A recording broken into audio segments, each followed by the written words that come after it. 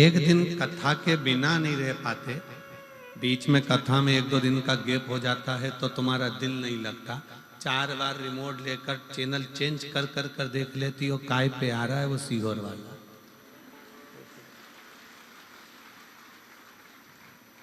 और फिर वो जीजी चिल्लाई थी ना, आवाज बढ़ा दे रे, बस वैसा ही।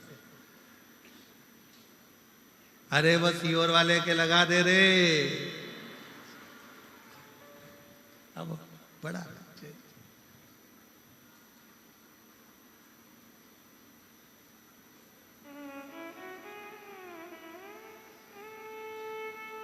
कितनी अच्छी भाषा हरियाणा की। पिछली बार हम गोविंद जी के साथ गाड़ी में बैठ के गोविंद जी बोले कि गुरुजी बहुत सारे पंडाल भरे पड़े तो चलो हम चले। अब हम चले तो रास्ते में हमारी जीजियों ने और जीजाओं ने घेर लिया।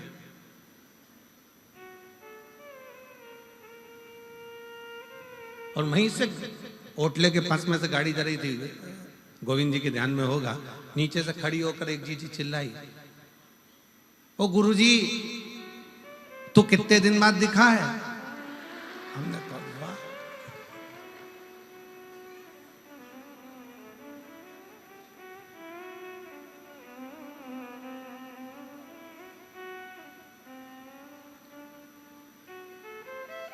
आप बहुत दूर हो जाता है, तू पास हो जाता है, नजदीक।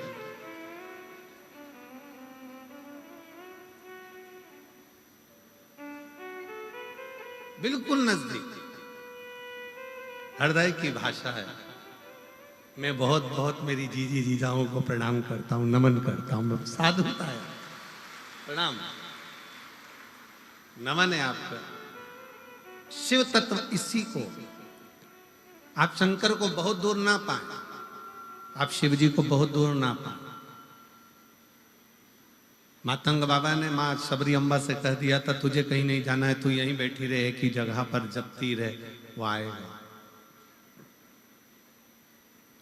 एक ही जगह पर जपती रहे, वो आएगा। और तुम्हारे लिए गोपाल जी कांडा जी ने ऐसा कर दिया, तुम्हें कहीं नहीं जाना है, सिरसा में 5 बार तो आना ही पड़ेगा।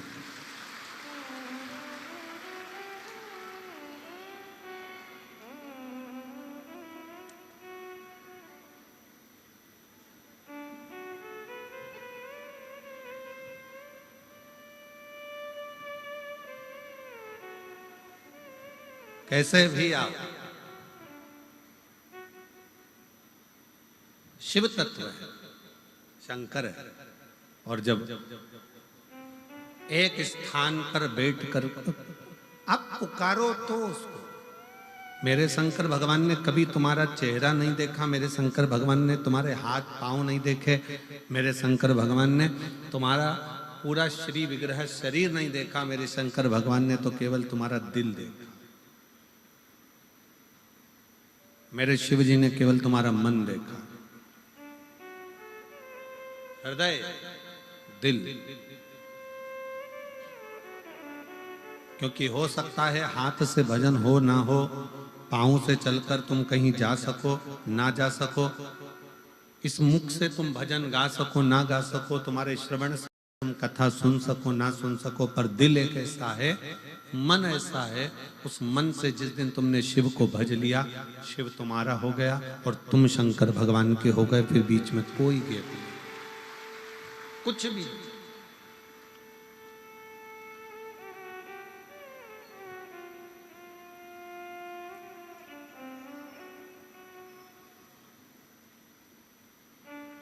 पक्षी के लिए पंख, मनुष्य के लिए सन, दोनों जरूरी।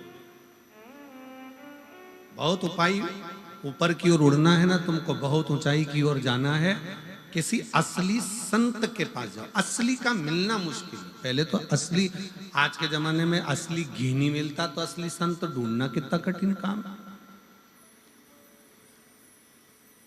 25 बार घी को हाथ में मल मल के देखना पड़ता है। असली है तो तुम खुद सूंघ लो।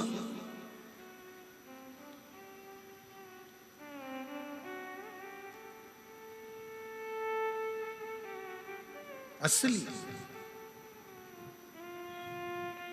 बहुत कठिन है कि असली घी मिल जाए। नकली के युग में हम पहले भी एक कथा कहे, एक पढ़ा लिखा लड़का, उसको नौकरी नहीं मिल रही थी, उसने खूब अच्छी पढ़ाई कर ली, गांव में सर्कस आ गया, सर्कस वाले से कहा कि मुझे नौकरी दे दो। सर्कस वाले ने कहा 12,000 रुपये महीना मिलेगा, नौकरी कर लो, पर तुम्हें बंदर के कपड़े पहनना है, पिंजरे में जाना है, शेर के मुंह में हाथ देना है। उसने मन में सोचा 15,000 रुपये में शेर के मुंह में हाथ दूंगा, मरीज जाऊंगा, फिर वो 15,000 का मतलब क्या, बस नौकरी तो यही है। उसने फिर भी सोचा, घर के लोग कहते हैं निकम्मा बैठा है, निकम्मा बैठा है, तो नौकरी कर ली। 15,000 रुपये महीने में उसने नौकरी करी, सर्कस चालू हुआ, लोग बैठ गए, पिंजरा आया, पिंजरे के अंदर इस बंदर की खाल पिनाकर इसको छोड़ दिया 15,000 रुपये वाले को, और फिर पिंजरा बंद कर दिया। इतनी देर में सामने से उस पिंजरे के अंदर शेर को छोड़ा गया, जो दहाड़ता दहाड़ता अंदर आया। जैसे ही शेर धाड़ता धाड़ता अंदर आया, अब पिंजरे का मालिक कह रहा है, सर्कस का मालिक आगे बढ़ो, ये पीछे हट रहा है। शेर और आगे बढ़ते जा रहा है, ये और पीछे खसकता जा रहा है। शेर और आगे बढ़ा, ये और पीछे खसक गया। शेर एकदम लपक के बंदर के खाल पहने हुए उस व्यक्ति के पास गया, और उसके पास जाते से ही बोला, घबरा मती, 15,000 में तू बंदर बना है, 18,000 में मैं शेर बनाऊं, क्यों घबराता? यहाँ बंदर भी नकली है और शेर भी नकली है। इस नकली के युग में असली को पाना कठिन है जी। असली घी नहीं मिलता तो असली संत कहां से मिलेगा, बहुत ढूंढना पड़ेगा। और जब असली संत हमारे पास में रहता है तो हम उसको पहचान नहीं पाते। अरे इतना गाली देगा, इतना अपशब्द कहता है, ऐसा बोलता है, वैसा बोलता है, कैसा रहता है, इसके पास तो कुछ भी नहीं है, झोपड़े में रहता है। आज के जमाने में लोग असली संत उसी को समझते हैं जिसके पास में VIP सोफा लगा हो, बहुत सुंदर ठाठ हो, कालीन बिछा हो, खूब राशि ठाठ हो, खूब लैपटॉप पर काम चल रहा हो, 4-6-8 कर्मचारी पीछे से पंखा झेल रहे हो, थोड़े बहुत चबड़ हिला रहे हो, थोड़े बहुत डंडा फंडा पकड़ कर चल रहे हो, 1-2 छतर पत्थर पकड़ के चल रहे हो। आज के जमाने में लोग समझते हैं असली बस यही है, पर देखा जाए तो असली तो किसी कंदरा में बैठकर राम नाम, कृष्ण नाम, शिव नाम जप रहा होता है, जिसके जीवन में छल प्रपंचता नहीं होता। एकांत। ये तारा बाबा जी की जो कुटिया है ना, हमें तो यहाँ पर जो मकान बने दिख रहे हैं, हमारा विचार कहता है, हमारा मन कहता है कि यहाँ पहले मकान नहीं था। हमारा मन जो कहता है कि पहले यहाँ हो सकता है कि गांव का बाहर का स्थान होगा, जंगल होगा, खेत खलियान हो गए, खाली स्थान होगा। क्यों गोपाल जी, गोविंद जी, ठीक है, एकांत स्थान, क्योंकि वो दिखावे से दूर है। उसकी अपनी छोटी सी झोपड़ी, एक मकान छोटा सा, जिसमें बैठकर आराम से जो आ गया कुछ खाकर चले जाओ, पानी पी लो, राम नाम, कृष्ण नाम, शिव नाम जपते रहो और अपना भजन करो।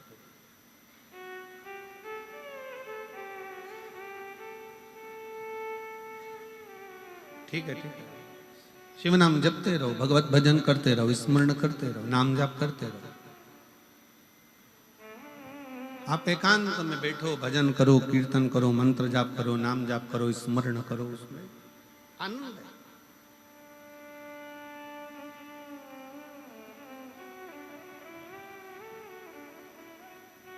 आज के जमाने में हमने उसी को मान लिया कि जो बहुत ज्यादा दिखावा करे, बहुत सारा छल करे, बहुत सारा दिखावे में डूबा रहे, हम सोचते हैं ये ओरिजिनल है, ये असली है। पर नहीं, असली संत वो होता है जो भगवान की भक्ति में खुद भी डूबा रहे, और आप जब उसके पास में जाओ तो वो आपको कहीं देवालय, शिवालय, मंदिर, भगवान की भजन में डुबा दे और कह दे कि शिव के भरोसे रहो, राम के भरोसे रहो, कृष्ण के भरोसे रहो, संसार के भरोसे मत रहना। संसार के भरोसे रहोगे तो एक दिन धोखा खा जाओगे, पर भोलेनाथ के भरोसे रहोगे तो धोखा नहीं खा पाओगे। उसके आश्रित हो।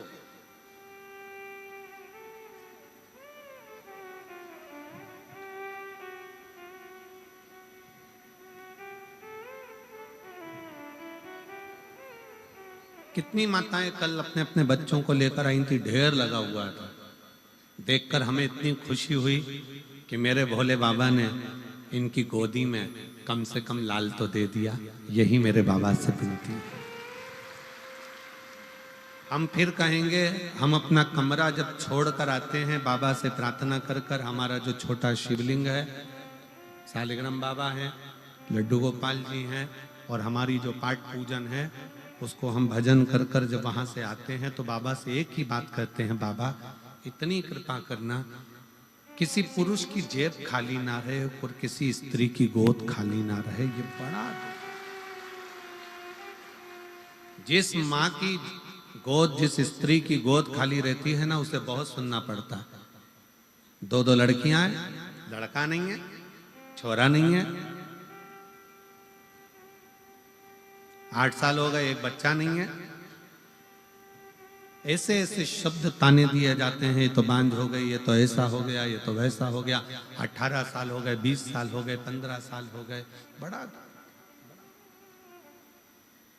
जेब में पैसा नहीं रहता तो लोग गिनते नहीं है, इनके पास तो क्या है, चल जाओ उधर, उधर बैठो, चलो, धन नहीं, धन नहीं, जेब में माल। बहुत सुनना पड़ता। और हमारा कुबेरेश्वर बाबा से, तारकेश्वर बाबा से यही निवेदन है कि बाबा जो तेरे दरवाजे पर आए सबकी गोद भर देना और सबकी जेब भर देना, कोई खाली ना जाए यहां से, कोई खाली। संत क्या करता है?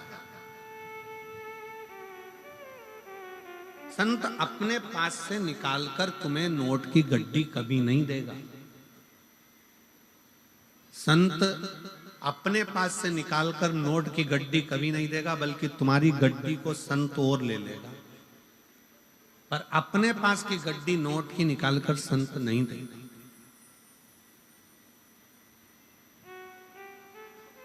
तुम्हारी गड्डी को ले लेगा। क्यों लेगा?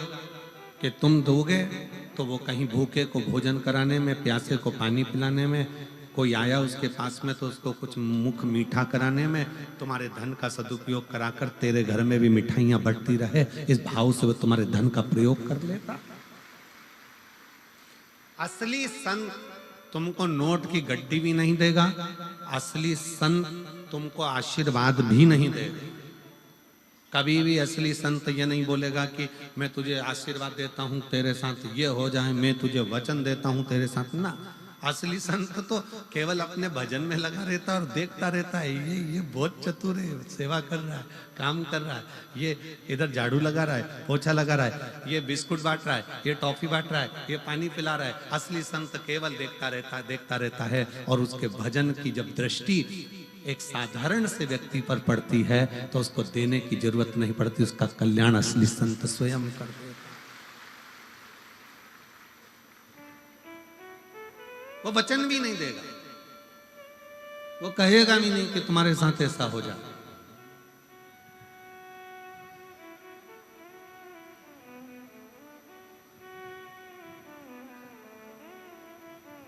अरे देख लिया संसार हमने, देख लिया सब मतलब के यार हमने, देख लिया झूठे नाते, झूठे रिश्ते, झूठे नाते, झूठे रिश्ते, और झूठा है संसार हमने देख लिया, सब मतलब के यार हमने देख लिया, देख लिया संसार हमने देख लिया।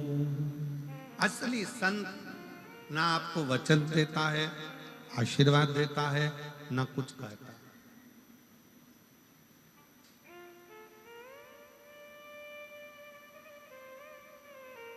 वो तो मौन है,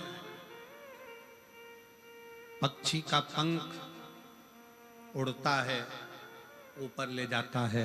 असली संत जब मिलता है, अपनी कृपा की दृष्टि ऐसी करता चले जाता है कि वो आगे बढ़ता चले जाए।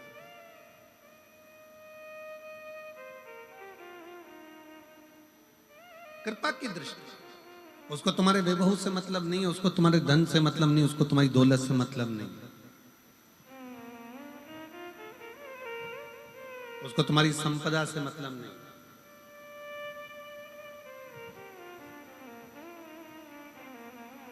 और होगा, संत कभी तुम्हारे पास में आकर ये भी नहीं कहेगा कि साहब मुझे इस चीज की जरूरत है और तुम पहुंचाओ, नहीं कहेगा।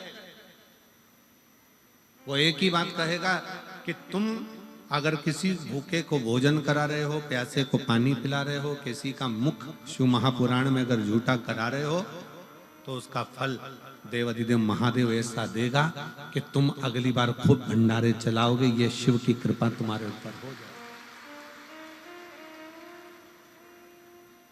शंकर की कृपा।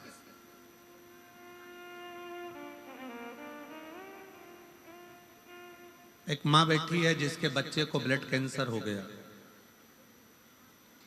और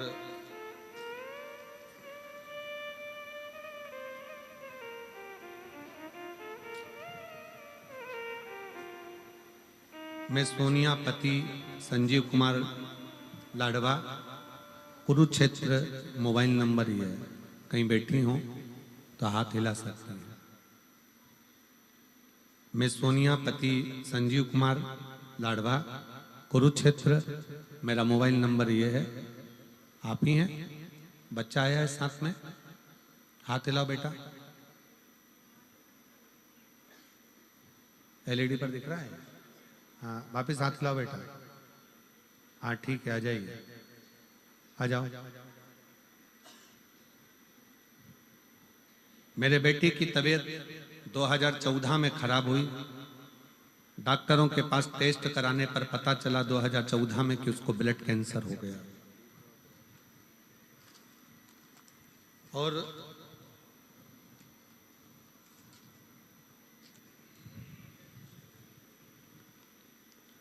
दो 2014 में मेरे बेटे की तबीयत खराब हुई। डॉक्टरों के पास गए तो टेस्ट कराने पर पता चला कि उसको ब्लड कैंसर हो गया। बहुत इलाज कराया, लेकिन डॉक्टर बोले कि बच्चे का जीवन पूरी जिंदगी ऐसा ही रहना, कब है कब नहीं कोई भरोसा नहीं। 2014 से लेकर 2020 तक संकट सा निकलता रहा। 21 में कथा सुनना प्रारंभ करी तो मन में लगा कि अब मेरा बेटा बच सकता है। 21 में कथा सुनकर मालूम पड़ा तो ऐसा लगता है कि अब मेरा बेटा बच सकता है। 2022 से हमने बेटे को बेलपत्र देना, शिव जी पे चढ़ा हुआ जल और बेलपत्र खिलाना प्रारंभ करा। हम लोग रुद्राक्ष महोत्सव में पहुंच गए। दुनिया के लोगों को लगता होगा कि रुद्राक्ष महोत्सव केवल एक उत्सव है। हम फिर निवेदन करेंगे 25 फरवरी से 3 मार्च तक जो सीहोर के आसपास के हैं या आने वाले भक्त हैं, एक बार रुद्राक्ष महोत्सव के उस पावन प्रांगण में बैठकर 1 दिन 2 दिन 5 दिन 7 दिन और कंकर शंकर पूजन जरूर करो। ये जीवन के सार्थक। हम रुद्राक्ष महोत्सव में पहुंच गए, बाबा से विनय करा, निवेदन कर कर वहां से हम कंकर लेकर आ गए। शिव जी को जल चढ़ाना बेटे ने प्रारंभ करा, रुद्राक्ष का जल देना प्रारंभ करा। जो डॉक्टर कहते थे ये इसका कोई भरोसा नहीं, आज उसकी दवाइयां चलते चलते डॉक्टर दवाइयों के बल पर उसको रखते थे। अब हमने विचार करा कि करें क्या। तब हमने रेवाड़ी में पहुंच गए अपने बच्चों को लेकर और रेवाड़ी की कथा को बच्चे को पूरी श्रवण कराई। वहां की रज, वहां की मिट्टी बेटे के शरीर पर लगाई। लगाकर हम 1.5 महीने के बाद डॉक्टर से जांच कराने के लिए गए तो डॉक्टर ने कहा अब इसको दवाइयों की जरूरत नहीं है, इस बच्चे का पूरा कैंसर समाप्त हो चुका है। इस बच्चे का पूरा कैंसर समाप्त हो चुका है, इसको दवाइयों की जरूरत नहीं है, बस समय समय पर इसका टेस्ट कराते रहना। और हम बाबा को आज यहाँ धन्यवाद देने के लिए आए हैं। एक पत्र और देखिए। इस लड़की का पूरा शरीर देखिएगा आप एक बार एलईडी पर और आस्था चैनल पर। इस बेटी का पहला शरीर पूरा देखिएगा इसका। और इस लड़की का पूरा शरीर और जो वो कोमा में पड़ी हुई है वो शरीर का फोटो देखिएगा। पत्र का स्मरण करेंगे। मेरा नाम चौहान जनक है। मेरा मोबाइल नंबर ये है। कहीं बैठी हैं जनक जी? जनक चौहान जनक कहीं बैठी हो तो हाथ हिलाइए। कहीं बैठी हो एलईडी पर दिखाओ। बच्ची आई है साथ में क्या? बच्ची आई है तो उसका भी फोटो दिखाओ। अच्छा उसके पीछे है, ठीक है, इसको लेकर आओ, ले आइए। मेरा नाम चौहान जनक है। मेरा मोबाइल नंबर ये है। मेरा गांव करमन, जिला सुरेंद्र नगर, गुजरात की रहने वाली हूँ। मैं सुरेंद्र नगर गुजरात से यहाँ पर आई हूँ। मेरे पति आर्मी में नौकरी करते हैं। हम लोग भटिंडा पंजाब में हैं। हम सरकारी क्वार्टर में रहते हैं क्योंकि मेरे पति आर्मी में हैं।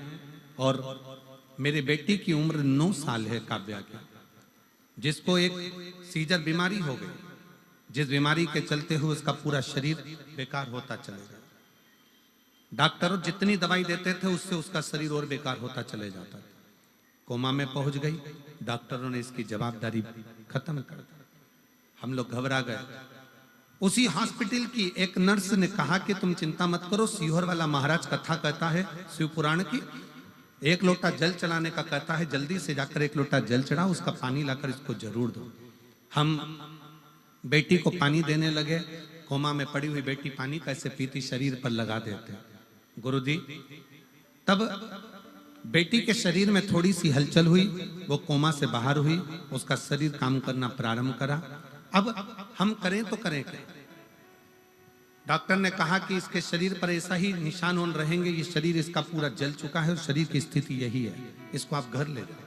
हम बेटी को घर लेकर आ गए। बेटी का शरीर देखकर बड़ा दुख होता था। तब आपकी कथा भटिंडा में होने वाली थी। हमने सोच लिया कि भोले बाबा कृपा करने के लिए सीहोर से यहाँ आ गए, हमारी लड़की को हम कैसे लेकर जाते। भटिंडा की कथा में उसको कथा सुनने के लिए बिठाया। वहां की मिट्टी उसके हृदय से उसके शरीर पर लगाना प्रारंभ करी और 11 दिन के बाद मेरी बेटी का पूरा शरीर वैसा की वैसा ही हो गया जो पहले था, जिसका मैं फोटो लगा रही हूँ। बेटी का दूसरा फोटो जिसको लगाया गया है। शिव शिव है।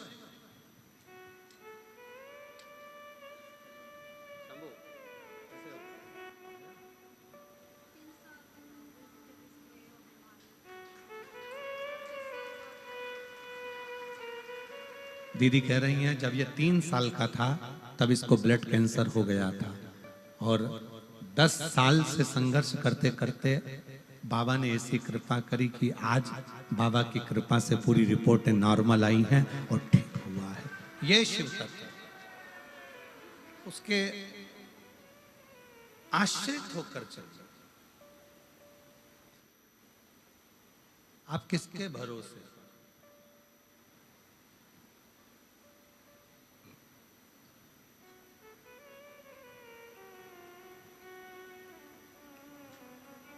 हम तो बाबा के भरोसे चलते हैं।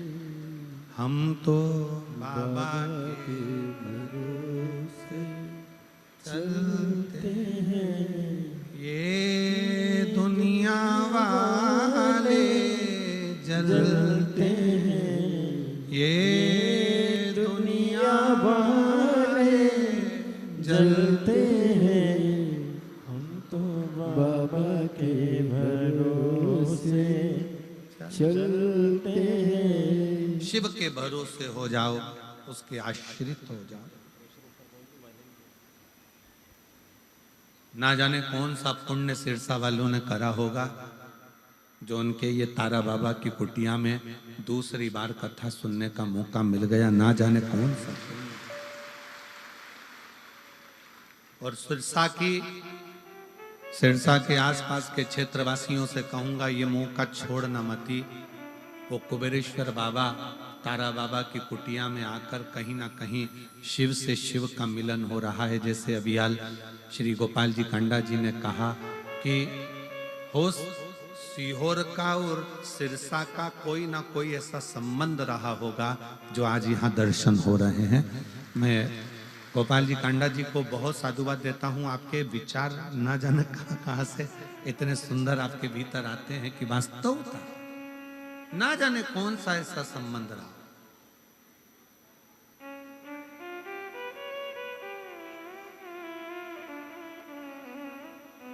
ऐसा कौन सा संबंध रहा शिव के आश्रित रहे। और जब हम भगवान देवाधिदेव महादेव के आश्रित होते हैं, जब हम भगवान शंकर के आश्रित होते हैं तो शिव कृपा जरूर करते।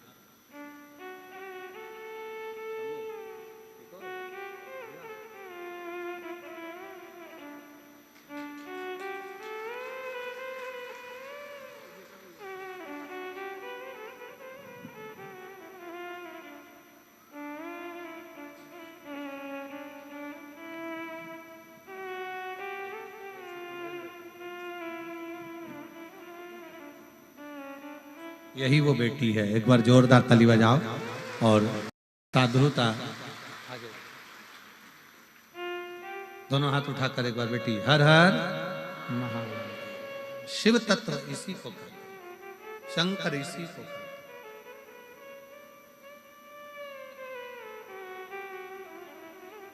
जब सब दूर से हार जाओ तब एक बार शिव के दरवाजे जरूर जाओ। सीहोर वाले महाराज से, पंडित प्रदीप मिश्रा से आपका कोई संबंध नहीं होना चाहिए। संबंध होना चाहिए देवाधिदेव महादेव से। वो संबंध तुम्हारा जो चलेगा वो जीवन भर चलेगा। हम ना आपका भविष्य बता सकते हैं ना हम आपका भविष्य बना सकते हैं।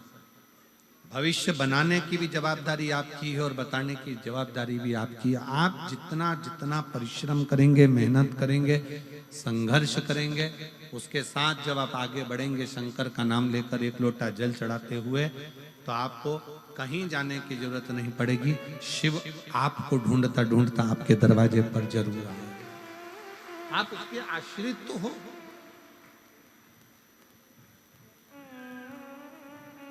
हम उसके आश्रित ही नहीं हो रहे।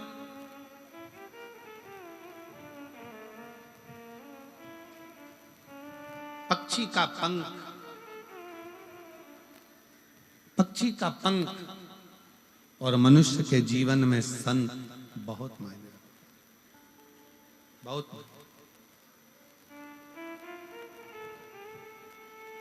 पक्षी के पंख ना हो तो वो पक्षी किसी कार्य का नहीं है। वो तकलीफ भोगता रहता, कष्ट भोगता रहता, भोगता।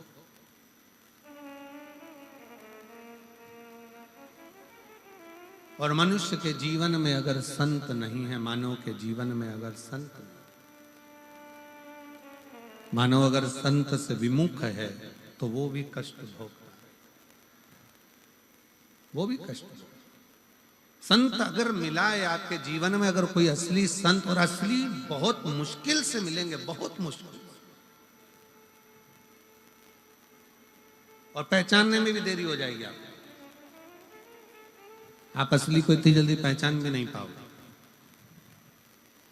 हमारा मन कहता है तारा बाबा की कुटिया में तारा बाबा जी जब रहते होंगे तब यहाँ आने में भी लोग सोचते होंगे इतनी दूर कौन जाता होगा। जंगल में बाबा जी रहते हैं, अकेले बैठे भजन करते, कीर्तन करते, मंत्र जाप करते,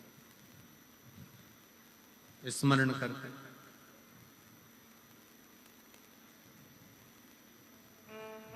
कौन आता होगा इस वीराने जंगल में, इस वीरान जगह में कौन आता?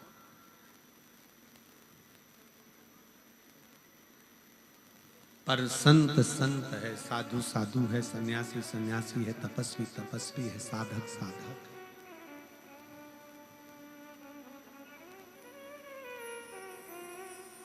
आप जब दिल से पुकारोगे, जब दिल से उसको वंदन करोगे, निवेदन करोगे, आप जब किसी असली संत की शरणागति में जाकर बैठोगे तो जो अंदर का आपका वाइब्रेशन है, जो आपके भीतर की ऊर्जा है, वो उस ऊर्जा को संगम करेगी, मिलेगी।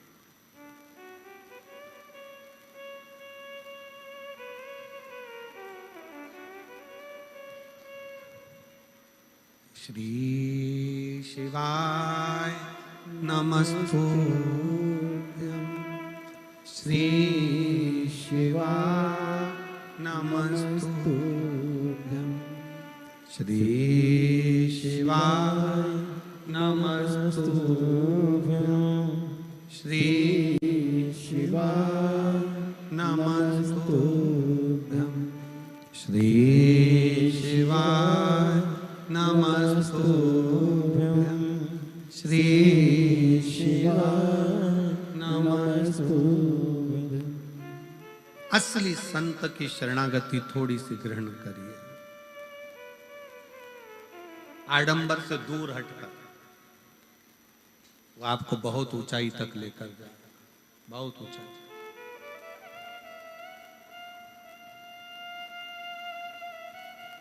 और इतना ऊंचा तक लेकर जाएगा, इतनी ऊंचाई तक लेकर जाएगा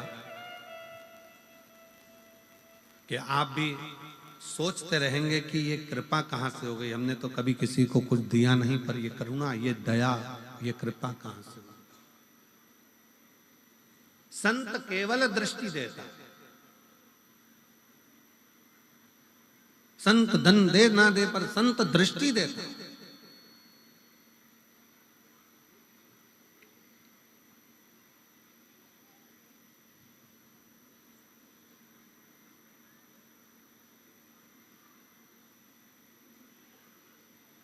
लोग हमसे कहते हैं गुरुजी आप हमारे घर आना। कई लोग निमंत्रण देते हैं आप हमारे घर पधारो। हम नहीं जाते, ये गोविंद जी भी जानते हैं। हम लोग नहीं जाते ही नहीं। हम के बहाना बना देते हैं, हम पहुंच नहीं पाते। हम कहीं ना कुछ कह देते हैं, आएंगे, कल आएंगे, परसों आएंगे, नरसों आएंगे, दरसों आएंगे। 7 दिन निकाले, बाबा धाम चले। हम नहीं जाते। खूब प्रयास करे, गुरुजी आना ही पड़ेगा, आना ही है, चलना पड़ेगा, चलना पड़ेगा। हम नहीं जाते। क्यों? हम उनसे कहते हैं हमको बुलाने की जगह एक बार तारकेश्वर महादेव से विनय करो, एक बार कुबेरेश्वर महादेव से विनय करो कि आप हमारे घर आना। वो आएगा तो कृपा। वो पहुंचे तुम्हारे दरवाजे पे। तारा बाबा की कुटिया में जब दर्शन करने के लिए जाओ, तारा बाबा की उस पवित्र समाधि स्थल पर जब पहुंचो और उसकी साक्षी में जब रहो, तारकेश्वर महादेव का जब दर्शन करो, कुबेरेश्वर महादेव का जब दर्शन करो, किसी देवालय में, शिवालय में जब शंकर भगवान का दर्शन करो, तो वहां के नंदी को आप दिल से कहो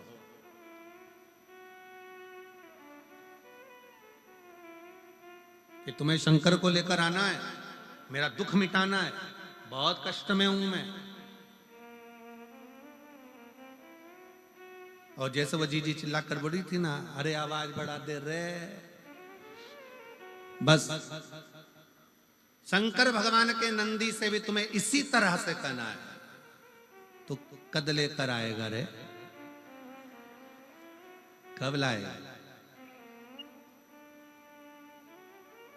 वो एक लाइन है ना, कहीं देर ना हो जाए,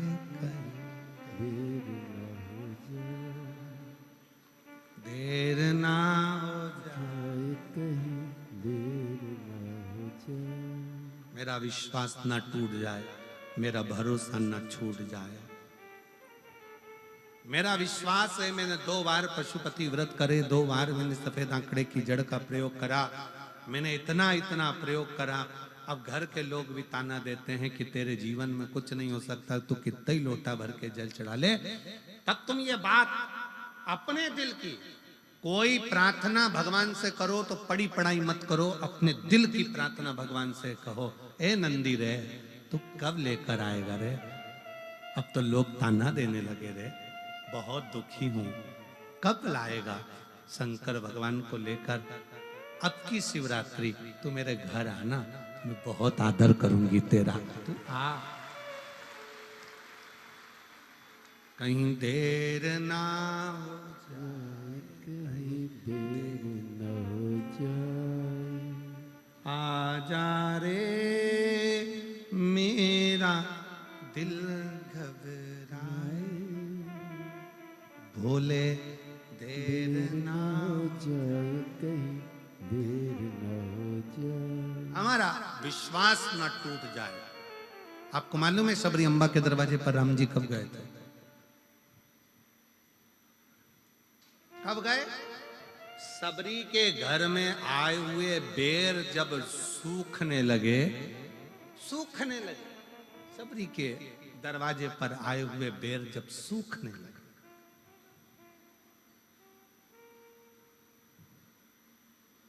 सबरी के दरवाजे,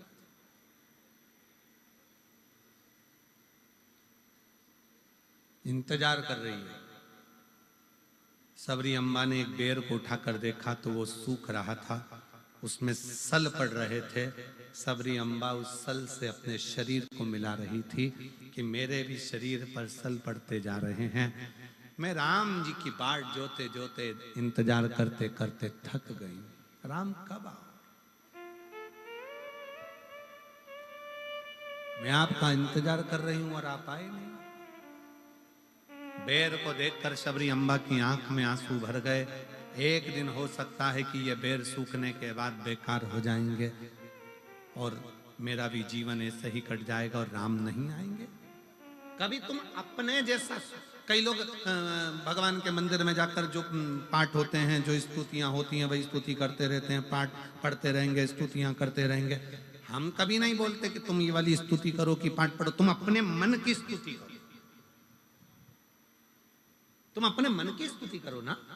एक भेड़ चराने वाला भेड़ चराता था, सारी बकरियों को, भेड़ों को इकट्ठा कर लेता, शाम के समय बैठकर भेड़ों का जुआ निकालता रहता, भेड़ के बाल में से कीड़े निकालता और जू निकालते निकालते बोलता, ओ राम जी, ये भेड़ बकरी जंगल में रहती है, इनको जू पड़ गई, मैंने सारी निकाल दी। राम जी, तुम्हें भी जंगल में रहते रहते 14 साल में बहुत सारी जू पड़ गई होगी, एक बार मेरे पास आओ, सब निकाल दूंगा। अरे राम जी, आप मेरे पास आओ, मैं सारी जू निकाल दूंगा तुम्हारी। एक संत निकल कर जा रहे थे, संत को गुस्सा आ गया, क्यों रे राम जी को जू पड़ती है क्या? संत ने कहा आज के बाद मत बोल देना। उसने बोलना बंद कर दिया। राम जी चुप बैठे थे। सीता जी ने पूछा, आपके चेहरे की हंसी चली गई है ना, क्या बात है, आप मुस्कुरा नहीं रहे हो? राम जी कहते हैं, एक मेरा भगत भेड़ बकरी चराता था, शाम को बकरियों को इकट्ठा कर कर उनके बाल में से जू निकालता था और कहता था, राम जी, वन में रहते रहते तुमको जू पड़ गई होगी, मैं तुम्हारी जू निकाल दूंगा, एक बार आ जाओ। मैं उसकी बात को सुनकर बड़ा मुस्कुराता था। एक संत ने उसको मना कर दिया कि ऐसे नहीं बोलते, तो उसने बोलना बंद कर दिया, उसने बोलना बंद कर दिया। सीता जी ने हनुमान जी को बुलाया, हनुमान इधर आ, जाकर वो संत को ढूंढ और जरा एक जोरदार कुदा किया। हनुमान जी ने गदा पकड़कर जो दिया धम्म से, संत पड़े चित्ते। संत ने पूछा कौन? हनुमान जी बोले तेरा बाप। प्रभु आपने मुझे मारा क्यों? हनुमान जी बोले पहले जा और वो बकरी चराने वाला, भेड़ चराने वाले से कहे, जैसी वो स्तुति करता था वैसी स्तुति करे। अरे प्रभु, वो बोलता था राम जी के सिर में जू पड़ गई होगी, जैसे मैंने बकरी की जू निकाली, राम जी तुम्हारी निकाल दूंगा, तेरा क्या जा रहा है, जा बोल क्या। और जैसे ही वो गया, भैया तेरे हाथ जोड़ता हूं, पांव पड़ता हूं, तू जैसी स्तुति करता था वैसी स्तुति कर, और आज एक और बार में तेरे पांव पड़ रहा हूं। उसने पूछा क्यों? आज तक मैं भगवान का भजन करते करते इतना बड़ा संत हो गया, पर भगवान का दर्शन नहीं हुआ। तेरे जू निकालने के चक्कर में हनुमान जी की गदा का दर्शन तो हो गया, बस यही मेरे लिए बहुत।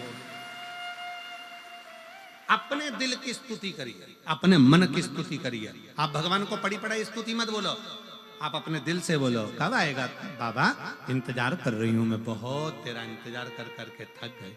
लोग अपशब्द कहते हैं, लोग ताना देते हैं, लोग गालियां देते हैं, लोग अड़ा टेढ़ा करते हैं। एक पत्र है,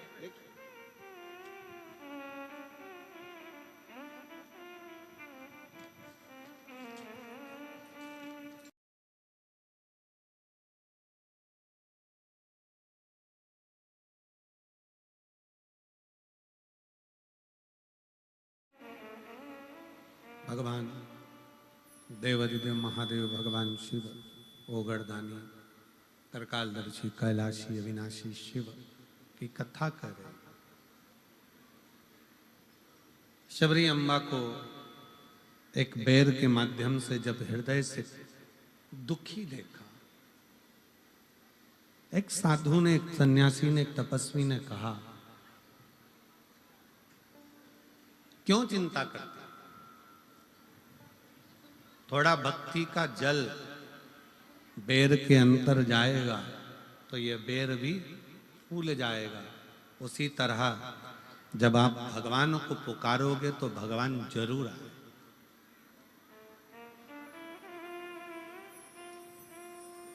आपके इधर बनता है कि नहीं बनता हमको नहीं मालूम, पर हमारे उधर जब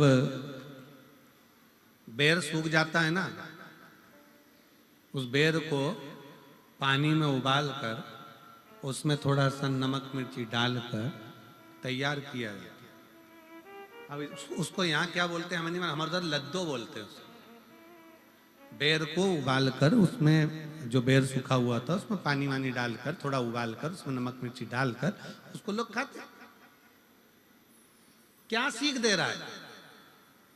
भक्ति का जल। और जीवन में जब तप साधना बढ़ती है तो बेर पुनः सूखा हुआ भी अपने स्वाद को वापस प्राप्त कर लेता है।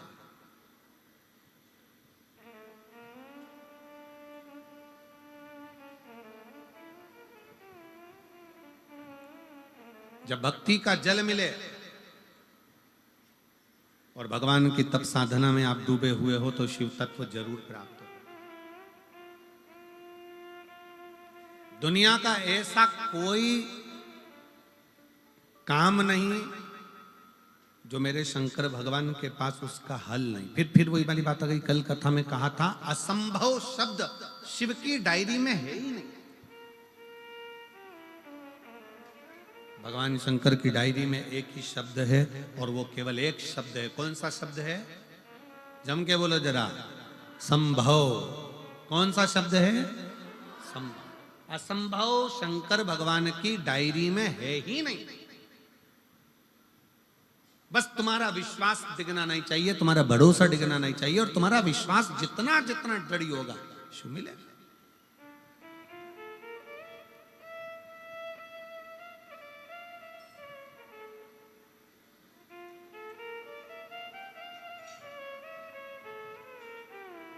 तुम्हारा विश्वास जितना जितना दृढ़ होता चले जाएगा, बस उतना उतना। एक मिलिट्री के भाई ने एक रामलीला वाला आ गया, देव इनको 10 रुपया दो, चलो चलो। शंकर भगवान इसलिए अपने असली स्वरूप में नहीं आते, शिव भगवान अपने असली स्वरूप में नहीं पहुंचते। शंकर भगवान कोई ऐसी क्रम उत्पन्न कर देते हैं जिससे जीव का कल्याण हो जाए। एक पत्र है, देखिए।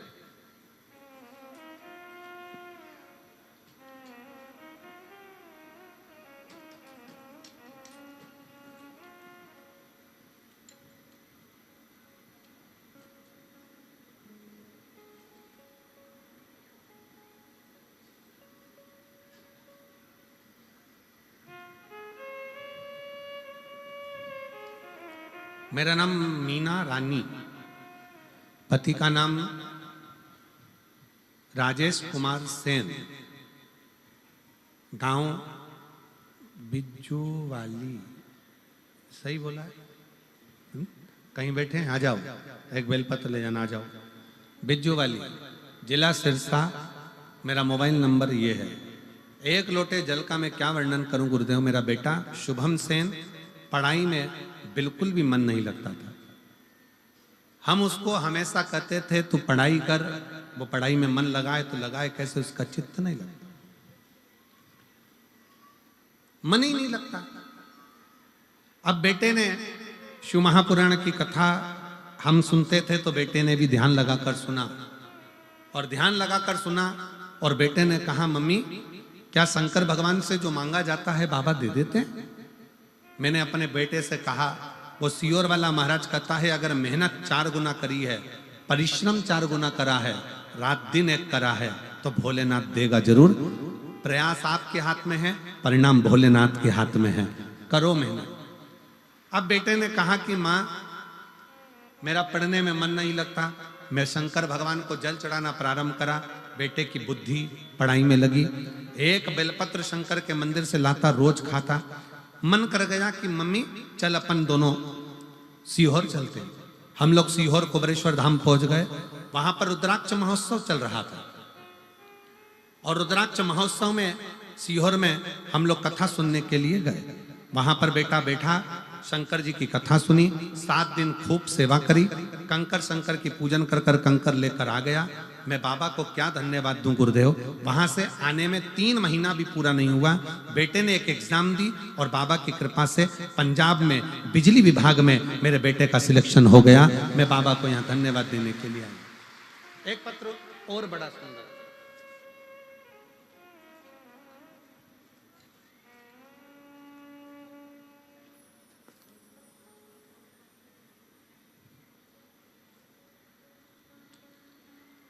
मेरा नाम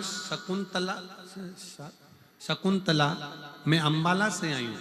कहीं बैठी हूँ शकुंतला जी, अंबाला से जो आई हूँ।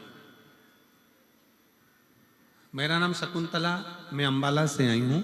कहीं बैठी हूँ तो एक बेलपत्र लेने के लिए आ सकते हैं। गुरुजी तुम्हारा लाख शुक्राना, तुम शब्द फिर आया। तुम्हारा लाख शुक्राना, लाख शुक्र गुजार हूं।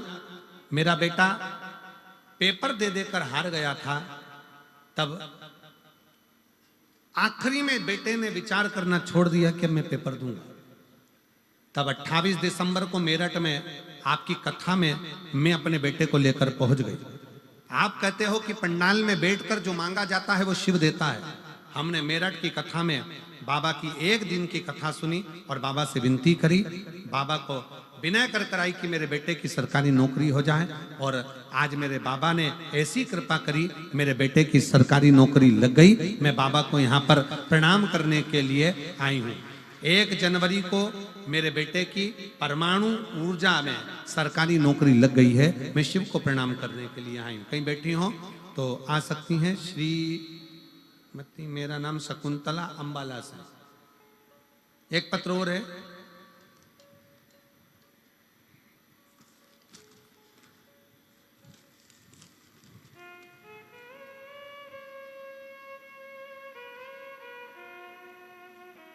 इसमें नाम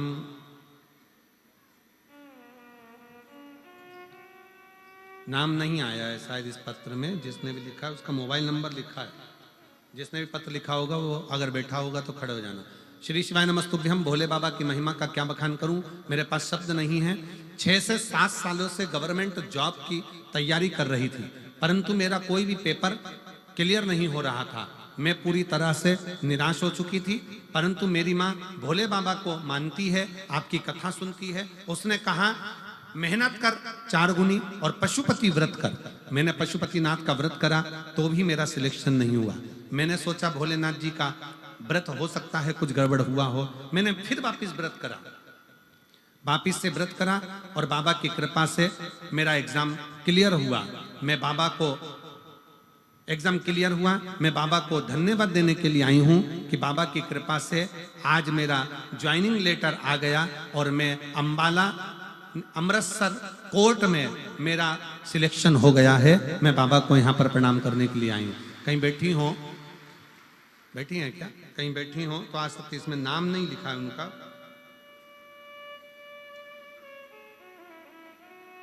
मोबाइल नंबर जरूर लिखा है। मोबाइल नंबर टीवी पर आप दिखा सकते। मोबाइल नंबर लिखा है। अजब शिव भक्ति इसी को कहते हैं। आप बैठे जरूर हो कथा में, कथा श्रवण करने के लिए आए हो, कथा में मंत्र जाप करने के लिए आए हो।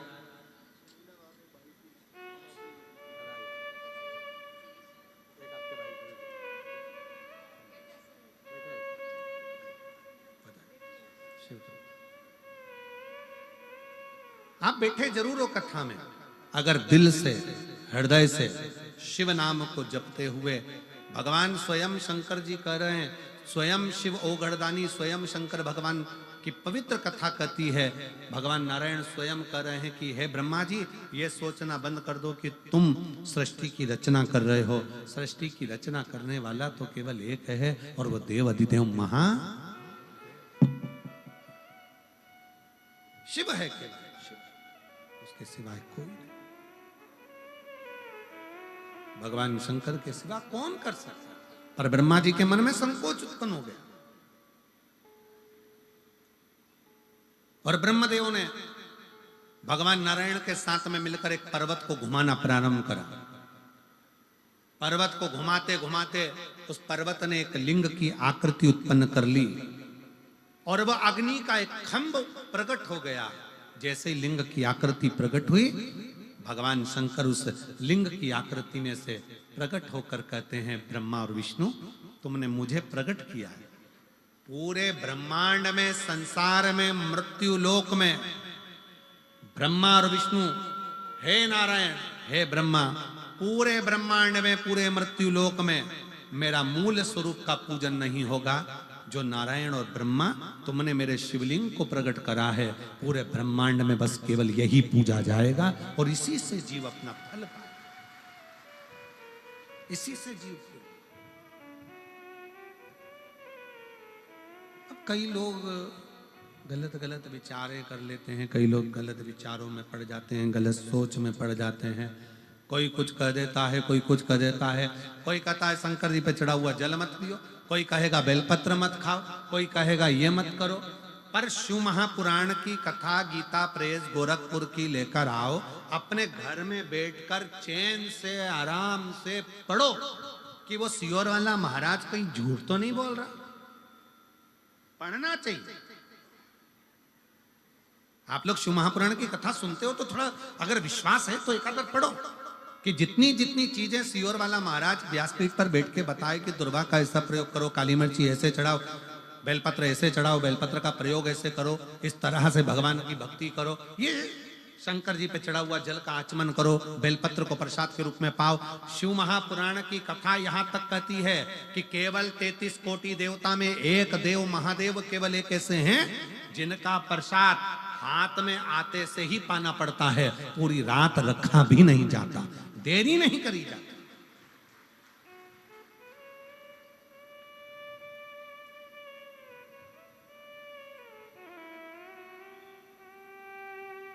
शिव के प्रसाद को केवल ये आप लोग आते हो, बेलपत्र लेते हो, ये 7 दिन की बेलपत्र में जो हम लोग यहाँ बेलपत्र व्यासपीठ से अब तो बहुत कम देना चालू करा। पहले तो बहुत देते थे बेलपत्र, अब तो बिल्कुल ना के बराबर कर दिया, क्योंकि भीड़ ज्यादा हो जाती है, लोग कष्ट भोगते हैं, धक्का धुक्की होती है, ये सब बंद कर दिया। पर क्या है बेलपत्र का महत्व? कभी शिव महापुराण का कुमार खंड पढ़ेंगे तो उसमें वर्णन मिलेगा कि शिव पोथी की चढ़ी हुई बेलपत्र 6 दिवस तक अगर लगातार कैसा भी शरीर में कष्ट हो उसका निवारण कर ही देता है।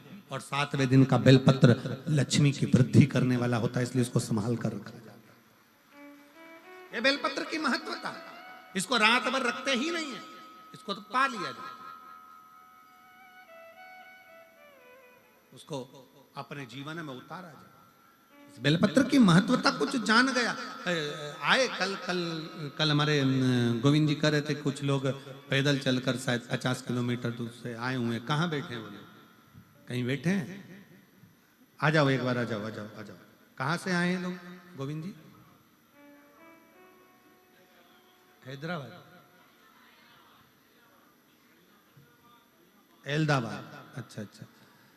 वहां से 50 किलोमीटर दूर से बाबा की ध्वजा लेकर भगवान शंकर की कथा श्रवण करने के लिए पैदल पैदल चलकर आए हैं। एक बार जोरदार ताली बजाओ इनके लिए, साधु था। 50 किलोमीटर दूर से पैदल पैदल चलते हुए शिव नाम लेते लेते भगवान का उच्चारण करते करते शिव तत्व को धारण करते करते यहाँ पहुंचे। कितना आस, कितना विश्वास। और कई लोग ऐसे भी होंगे सिरसा के जो अपना घर नजदीक में होने के बाद भी देव अधिदेव महादेव की शरणागति में नहीं पहुंच पाते होंगे। पर बाबा उसी को बुलाता है कुबेर भंडारी, मेरा कुबेरेश्वर महादेव शिव महापुराण में उसी को बुलाएगा जिसकी झोली उसको 3 महीने में भरना होगी, नहीं तो वो दरवाजे तक भी नहीं। बुलाएगा ही उसी को जिसको देना।